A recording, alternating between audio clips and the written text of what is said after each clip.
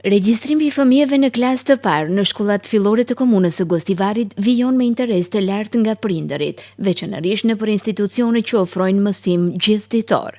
Ky model arsimor, i cili kombinon mësimin e rregullt me aktivitete që ofrojnë mbështetje shtesë për detyrat e shtëpisë, është bërë gjithnjë e më i preferuar për shumë familje që kërkojnë një strukturë më të organizuar dhe më mbështetëse për fëmijët e tyre. Kështu njofton udhëheqësja e sektorit të arsimit në komunën e Gostivarit, Aslian Snopçe. Ka filluar regjistrimi në gjithë shkollat fillore të qytetit dhe ato rurale.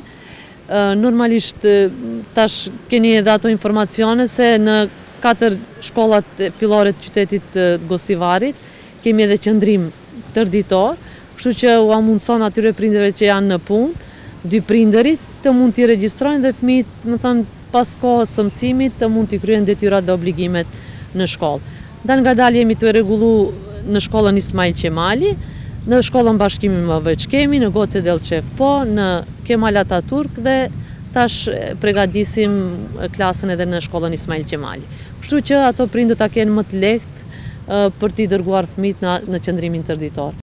Në Gostivar ka 4 shkolla fillore që ofrojnë mësim gjithditor, duke tërhequr një numër të konsiderueshëm prindërish që dëshirojnë t'i regjistrojnë fëmijët e tyre në këto institucione. Ky interes i shtuar ka sjellë sfida për shkollat periferike, të cilat përballen me rrezikun e mungesës së numrit të mjaftueshëm të nxënësve për të formuar klasa të plota.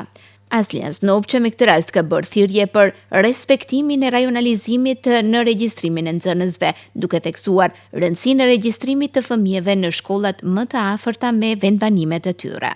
Mundohemi të ta respektojmë rajonalizimin për shkak se na dhem shumë pse shkollat rurale kanë shumë pak nxënës dhe rrezikojnë që edhe të mbyllen ato, prandaj lus prindërit që të jenë më konstruktiv dhe t'i regjistrojnë fëmijët nëpër lagjet nga të cilat vinë dhe në fshatrat prej të cilave vinë. Ne mundohemi që maksimum ta respektojmë çështjen e rajonalizimit. Udhëheqësja e sektorit të arsimit në komunën e Gostivarit thotë se sfida e së ardhmes mbetet krijimi i sa më shumë kushteve nëpër shkolla për mësim tërditor, sepse kjo paraqet jo vetëm një lehtësi për prindërit, por edhe përgatitje të fëmijëve për sfidat që i presin në rrugët drejt dijes.